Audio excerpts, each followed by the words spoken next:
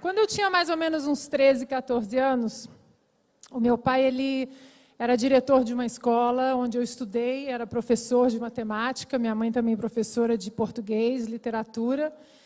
E o meu pai, ele sempre, como diretor de escola, ele estava envolvido com professores, com sindicatos e greves, e ele tinha que administrar N coisas, e uma greve que passava de uma cidade para outra. E, às vezes, ele tinha umas crises bem grandes para serem administradas. E, uma vez, eu tinha uns 13, 14 anos, no meio de uma dessas crises grandes, ele chegou em casa, ele sentou com a minha mãe na mesa de jantar, contou o que estava acontecendo e parou por um minuto, suspirou e falou: mas o que o Reagan faria? E aquele nome, com 13 anos, e eu, Reagan, quem é? E aquele nome ficou dentro de mim durante muitos anos. Eu comecei a jogar profissionalmente, comecei a ler sobre Reagan, das políticas do Reagan. A minha mãe é muito fã de João Paulo II, então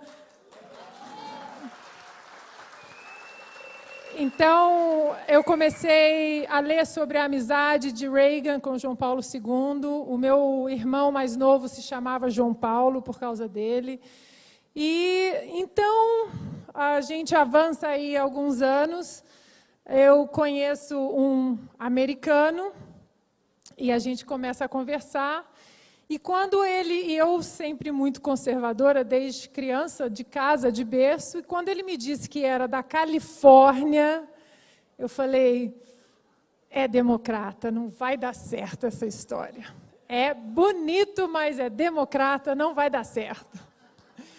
E, para minha surpresa, ele era republicano, conservador, família também republicana. E aí, 13 anos depois, estamos aqui. Hoje eu também sou, com muito orgulho, uma cidadã americana, também sou coração brasileiro, cidadã brasileira, e tento fazer essa ponte, levar o que nós passamos aqui para os americanos, e trazer um pouco do que dá certo lá, para que seja um norte para a gente, porque a gente precisa começar a construir pontes e reconstruir, principalmente as que foram destruídas nos últimos 13 anos pela esquerda, não só no Brasil, como no mundo. Então, eu estou muito honrada de estar aqui essa noite. Eduardo, obrigado pelo convite, porque saber que é um evento onde um dos meus ídolos na política, Reagan, um dos eventos que ele mais gostava, né, inclusive tem um livro sobre os discursos dele no CPAC. É um grande prazer estar aqui com todos vocês. E aqui eu vejo que não é só apenas aquela coisa de trocar cartão de business cards, mas eu acho que é uma plataforma importante para a gente passar as informações para vocês também irem lá fora, como a gente diz nos Estados Unidos, fight the good fight. Como essas informações maravilhosas que o Benê passou aqui para a gente, porque, às vezes, o que precisa ser passado são boas informações, principalmente em relação a armas, ou a segunda emenda americana, à segurança pública, e também sobre esse assunto, que é transgênero, transexuais no esporte feminino, ou seja, homens biológicos formados com testosterona jogando com mulheres. O interessante que eu aprendi durante esses 2 anos que eu venho combatendo, né, essa histeria sobre transexuais no esporte feminino, é que lá em 2017, quando eu comecei a realmente expor toda a insatisfação das mulheres em relação a essa política absurda do Comitê Olímpico, eu fui muito atacada nas redes sociais, shopping, transfóbica, aquela coisa que o Matt estava conversando aqui com a Mercedes, de serem o ad hominem, né? Você ataca o mensageiro e não a mensagem. Mas eu aprendi que, se você mostra uma boa resiliência, mostra elegância e bons argumentos, a turba ela dá uma parada. Hoje, por exemplo, eu recebo muitas mensagens nas minhas redes sociais, que é o seguinte, em relação a isso. Eu discordo de você em alguns argumentos políticos, em alguns pontos econômicos, mas nesse ponto você me convenceu. Porque realmente a gente tem que ter a informação firme e não apenas chegar e falar, não, porque homem é homem e mulher é mulher. Isso é óbvio, né? Isso é óbvio. Mas a gente tem que apresentar, além disso, o que nós, mulheres atletas, o que nós passamos, políticas muito duras para as mulheres no esporte, que hoje elas são totalmente ignoradas, exatamente para adequar a essa nova diretriz de transgêneros no esporte feminino.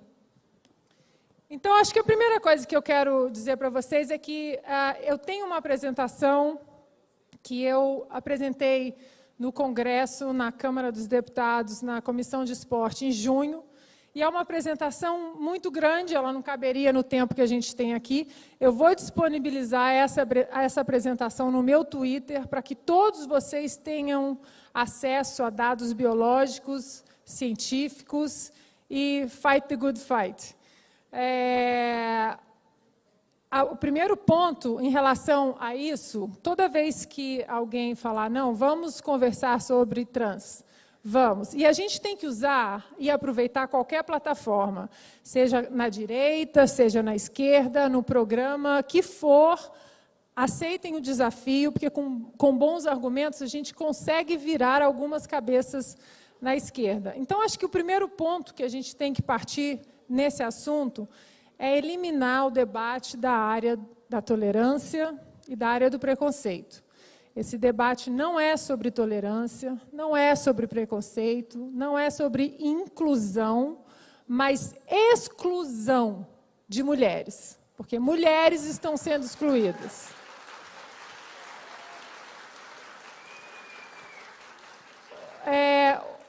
Outra coisa interessante que eu leio muito, e aí entra também no que o Mr. Schlepp estava conversando sobre fake news aqui com o Charlie e a Mercedes, é a narrativa. Então, tenho certeza que muitos aqui já entraram na internet e sobre esse assunto alguém da esquerda estava falando. Porque estudos mostram, porque a comunidade científica... Não há estudos sobre transexuais no esporte feminino. Não há. Não há. Toda vez que vocês lerem por que estudos, esses estudos não existem. E é exatamente o que nós, mulheres, estamos pedindo junto ao Comitê Olímpico agora. Estudos. Tudo bem, a gente não precisa parar de falar em transexuais no esporte, mas vamos botar a bola no chão, voltar para o bom senso e continuar estudando, mas até agora não há estudos. O que a diretriz do Comitê Olímpico, que é uma diretriz, não é uma regra e não é uma lei, ela foi baseada em um artigo escrito por uma médica transexual, a doutora Harper, que estudou 4 corredoras. Ignorou absolutamente todos os outros esportes, estudou 4 corredoras e não houve absolutamente nenhum estudo científico, apenas comportamental e oral em relação a elas. Como você se sente? Está mais cansada? Está menos cansada? E escreveu um artigo e uma comissão absolutamente ideológica dentro do Comitê Olímpico fez essa recomendação absurda. O que nós precisamos hoje, principalmente as mulheres, atletas, que não tenhamos medo de falar, porque a turba da esquerda tenta todos os dias colocar as mulheres numa espiral do silêncio, para que nós não lutemos pelo nosso espaço. Não fiquem em silêncio, é o nosso espaço.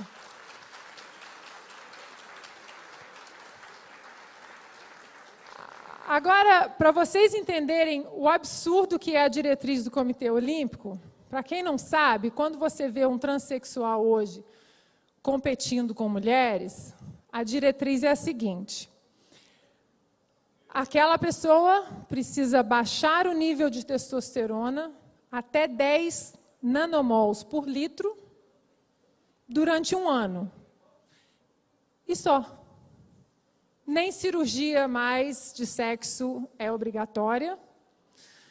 Ou seja, qualquer homem aqui, se baixar a testosterona durante 1 ano para 10 nanomols por litro, pode competir tranquilamente em qualquer esporte. Essa é a recomendação do Comitê Olímpico, de tão absurda que é. Aqui no Brasil, como aqui no Brasil a gente tem uma atleta trans no vôlei feminino, muitas pessoas, principalmente ela, acha que eu tenho uma coisa que é pessoal, é contra ela. E não é. Nos Estados Unidos, por exemplo, atletas na faculdade, no college, meninas que treinaram a vida toda para tentar uma bolsa no college pelo esporte, estão ficando de fora, estão perdendo bolsas em faculdades caras para meninos biológicos. Então, a nossa luta ela é muito mais além de Brasil. Eu tenho conversado com atletas olímpicas da Grã-Bretanha, da Austrália, dos Estados Unidos, da Itália, e todas estão muito engajadas em ir para dentro do Comitê Olímpico Internacional e tomar o que é nosso por direito, né, um direito intrínseco biológico. E aí, eu vou disponibilizar para vocês alguns dados no meu Twitter. Dados, por exemplo, como vocês lembram da Florence Griffith Joyner, aquela corredora americana dos 100 metros? Ela detém até hoje o recorde mundial, o recorde olímpico nos 100 metros rasos. Até hoje, 1988 em Seul, até hoje esse recorde não foi batido. Mas há nos Estados Unidos mais de 300 meninos de até 17 anos que nos Jogos Estudantis batem o recorde dela. Mais de 300 meninos de 17 anos.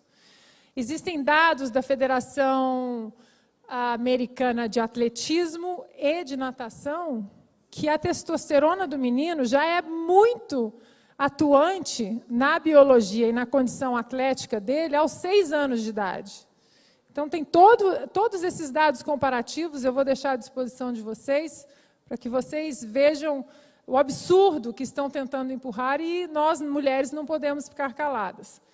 Agora, recentemente, aconteceu nos Estados Unidos, e eu tenho o vídeo dessa garota da high school, o nome dela é Celina, e ela treinou a vida inteira atletismo e estava se preparando para as finais do estado, onde os olheiros das faculdades eles vão ali exatamente para pensar as boas atletas, para oferecerem bolsas. E vejam só o que aconteceu. Olha o vídeo. A transgender high school athlete who is biologically a male took first place in both the 100 and 200 meter dash at Connecticut's Girls Track and Field State Championships. When I'm at the start of the race, when I'm lining up and getting into my blocks, everyone already knows the outcome. Those two athletes are going to come 1 and 2, and everyone knows it. No one thinks it's fair, because we all know that males are physically stronger than females, and they compete at a higher level. Petitions are circulating in Plainville and Glastonbury after 2 trans girls swept the competition at the State Track and Field Championships. From third on, it's a little different. We're actually fighting for those spots, but in those meets, there's no way that one of us biological girls will be able to outrun those transgender athletes.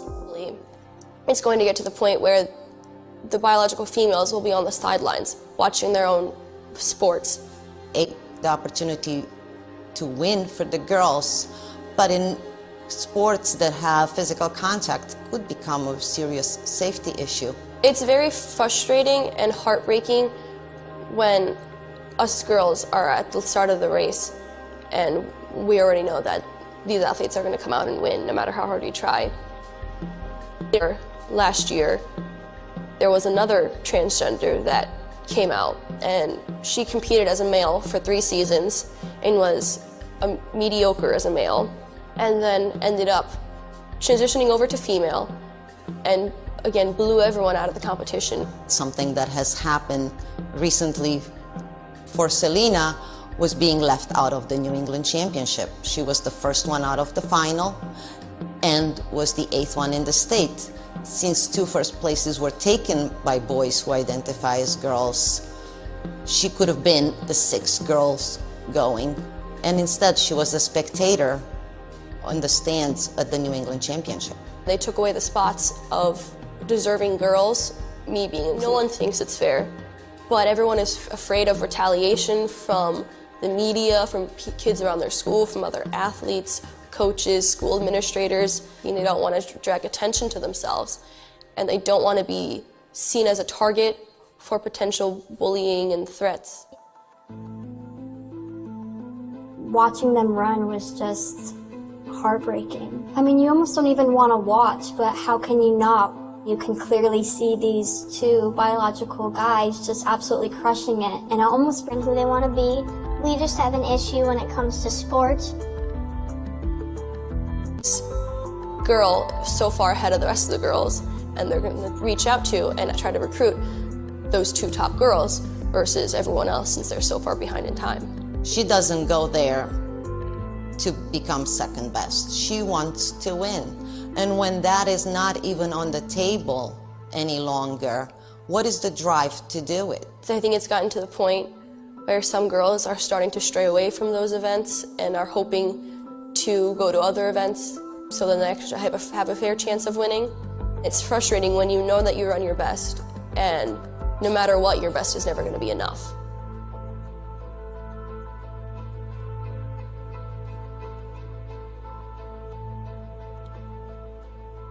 Eu sempre fico muito emocionada quando eu vejo essa Celina falar, porque ela podia ser minha filha, né? Podia ser a irmã, esposa, namorada, e é muito injusto o que estão fazendo.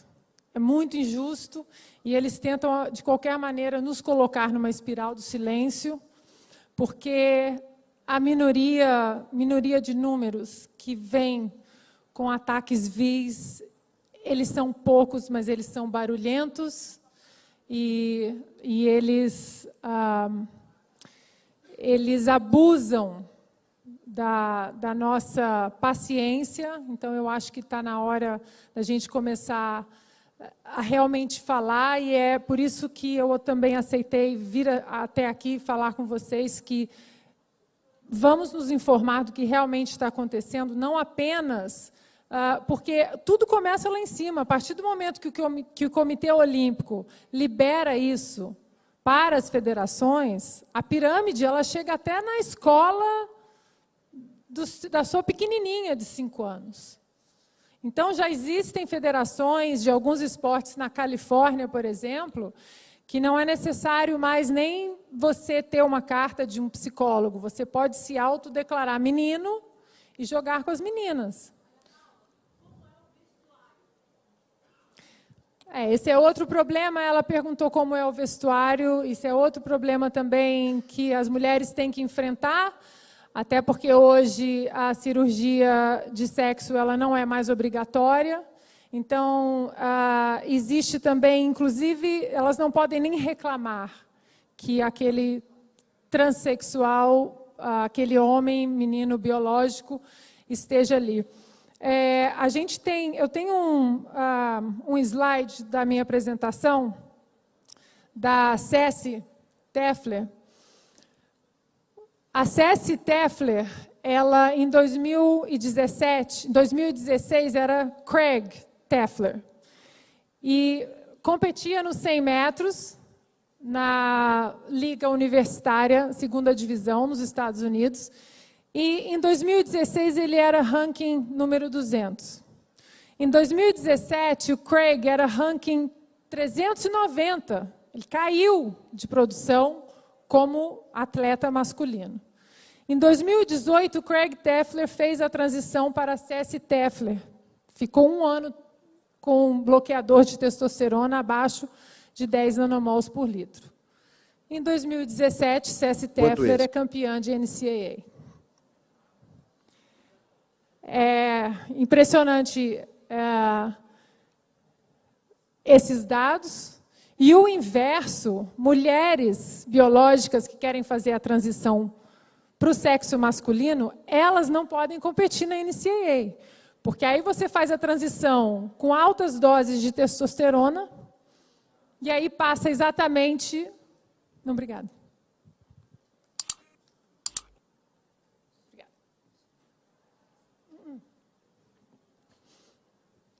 E aí passa exatamente... Aí vira doping. Quando a transição é inversa, aí é doping. Aí a mulher não pode competir. Ou seja, o preconceito, então, ele acontece duas vezes. Se a mulher quer fazer a transição para o sexo masculino, ela não pode competir.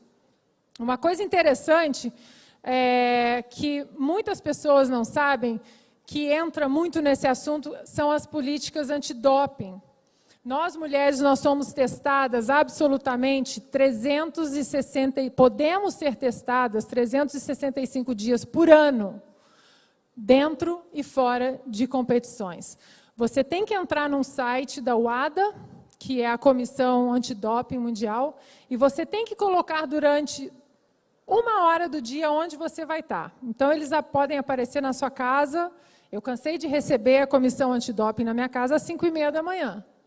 Fora de competições. Para quê? Para provar que eu não tinha testosterona acima do permitido no meu corpo e que eu era mulher. Outro ponto muito relevante na política antidoping é que todo atleta, eles guardam a sua contraprova, que é o B-sample. Se caso dê algum problema na sua prova A, na sua amostra, eles podem retestar. Vamos supor que hoje eu ainda estivesse jogando e alguém falasse, vamos acessar uma contraprova da Ana Paula de 8 anos atrás. Eles guardam as contraprovas até 10 anos. Vamos acessar uma contraprova dela de 8 anos. Surgiu uma suspeita. Eles acessam essa contraprova e nessa contraprova tem um traço mínimo, acima da testosterona permitida para mim. Eu tenho todos os meus títulos retirados retroativamente. Eu sou suspensa e depois eu sou banida. A pergunta é, o que uma amostra de urina de um atleta trans de 8 anos atrás mostra?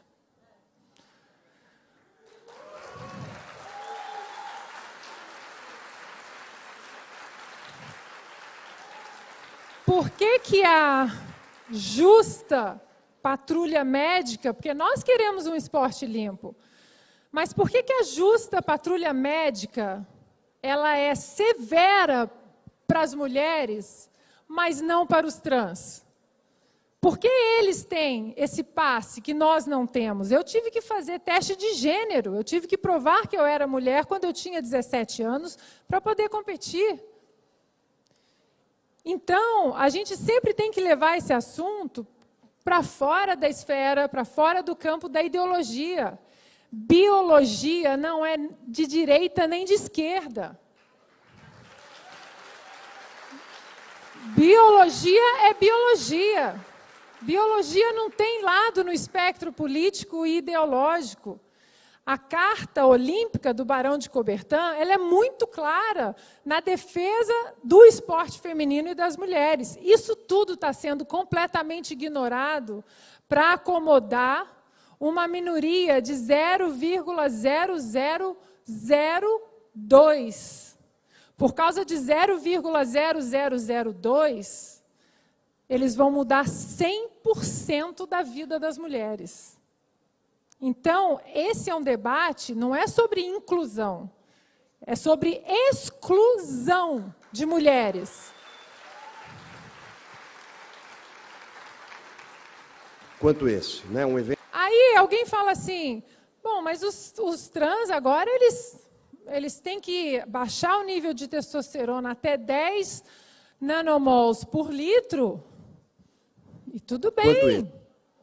E os 30 anos de testosterona que eles tiveram e que eu não pude ter, que eu estava sendo policiada?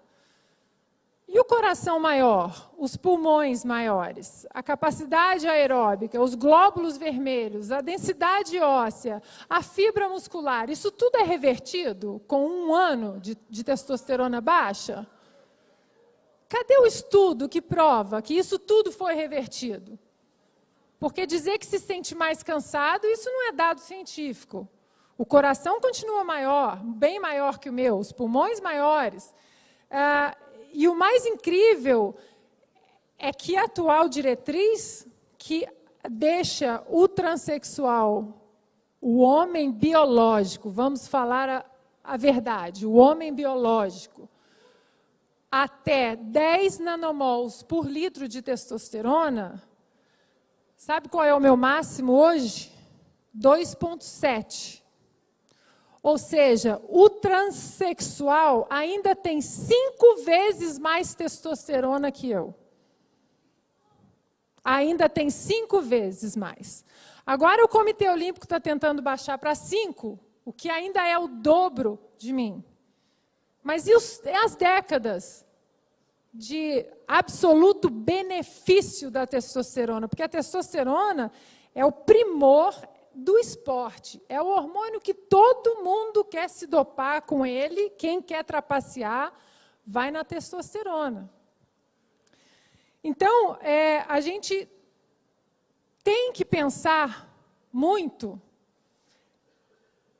nesse campo da inclusão versus a exclusão.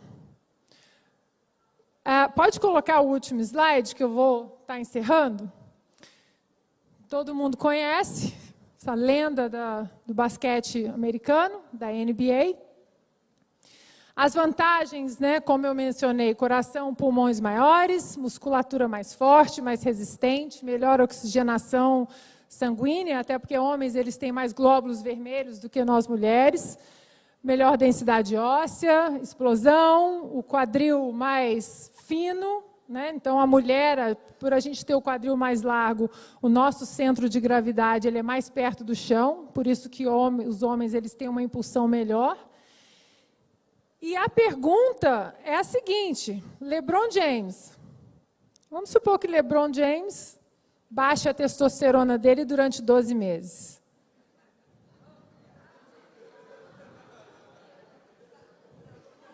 LeBron James, daqui a 1 ano, dá uma entrevista, estou com a testosterona a 10 nanomols por litro. Vocês acham que essa estrutura vai mudar?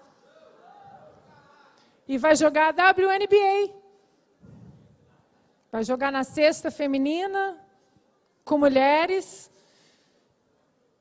Isso nós estamos falando de esportes coletivos, vôlei, basquete, mas os esportes de luta, já existem casos nos Estados Unidos de MMA que mulheres entraram em coma.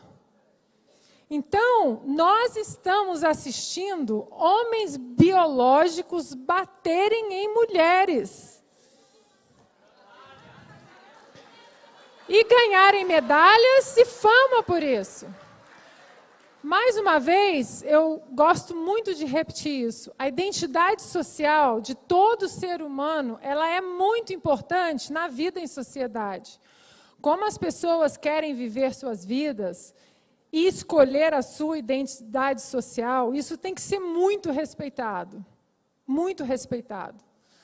Quer ser mulher, quer ser homem. A identidade social é um direito de todo indivíduo. Mas o esporte não é construído no pilar da identidade social, e sim da identidade biológica.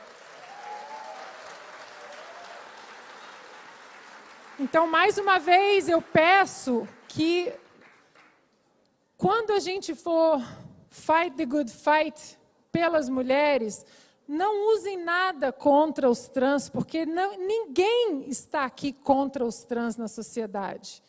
Nós estamos a favor das mulheres no esporte. O nosso espaço por direito biológico. Então, eu queria muito agradecer. Eu sei que a gente começa a entrar em números e acaba ficando até um pouco mais técnico, mas eu vou disponibilizar todos os dados para vocês no meu Twitter. Eu estou imensamente feliz de estar aqui com vocês hoje. Eu acho que é uma plataforma onde a gente... meu pai costumava falar, a gente saber o que a gente não quer já é um começo. E eu acho que durante muito tempo o brasileiro ele viveu essa ditadura de não poder escolher o lado conservador, a direita. Chegou num momento que a gente falou, agora a gente sabe o que a gente não quer. Então, agora que a gente está começando a saber o que a gente quer, o solo está fértil. Vamos colocar as nossas sementes, vamos sair aqui desse CIPEC, vamos nos encontrar, vocês em cada cidade, façam as suas reuniões, conversem, não deixem isso morrer aqui, porque isso é uma coisa bacana dos Estados Unidos. Eles continuam.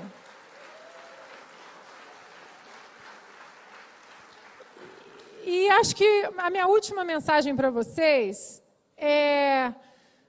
Nós vivemos uma realidade um pouco diferente do americano. O americano tem o Partido Democrata, o Partido Republicano, e dentro de cada esfera você encontra vários grupos ali. Nós vivemos um carnaval de 30 e quantos partidos? 33, 35 partidos e coalizões de momento. Não, vou me juntar a você para passar isso aqui, agora eu me junto a você para passar ali. Eu quero encerrar a minha apresentação, já que eu comecei com Reagan, eu vou encerrar com ele, que ele costumava dizer o seguinte, uma pessoa que concorda com você 80% do tempo é um aliado e um amigo, não 20% um traidor. Então, nós precisamos nos unir de uma maneira que até agora não foi vista. Acho que todos vocês assistiram o filme Dunkirk, 2017. Eu sou uma fã confessa de Christopher Nolan. E tem uma cena de Dunkirk que me marca muito e que me lembra muito esse momento que nós estamos passando aqui. Então, quando eles estão indo com os barcos para salvar as tropas, ajudar as tropas aliadas nas praias de Dunkirk, que estavam presas lá, né, entrincheiradas, vários barcos civis estavam indo tentar resgatar o máximo de soldados que eles podiam. E num desses barcos, eu não sei se vocês vão lembrar dessa cena, Mr. Dawson vê um piloto de avião abatido ali na água, ele resgata o piloto, coloca, e o piloto se toca que ele estava, né, num momento ali de pós-trauma do avião abatido e ele no mar. E num momento ali que ele percebe que ele não está voltando, que ele está indo para a praia, ele fala, não, você tem que voltar, você tem que voltar, você tem que voltar para casa e deixar essa guerra para quem sabe lutar essa guerra, só para quem comanda, e tem que voltar para casa, e tem que voltar para casa. E Mr. Dawson olha para ele e fala, filho, se não continuarmos seguindo, pode não ter casa. Então, continuem seguindo. Não deixem tudo na mão do governo. Lá vem Reagan de novo. O governo não é a solução, o governo é o problema. Saiam daqui, se reúnam, façam suas mini-comissões na sua cidade. Vamos continuar tocando o nosso barquinho, porque senão, daqui a 4 anos aqui no Brasil, 3 anos, pode não haver casa. Então, muito obrigada pela participação de todos. E uma boa noite. E vai estar à disposição no meu Twitter para vocês. Um beijo.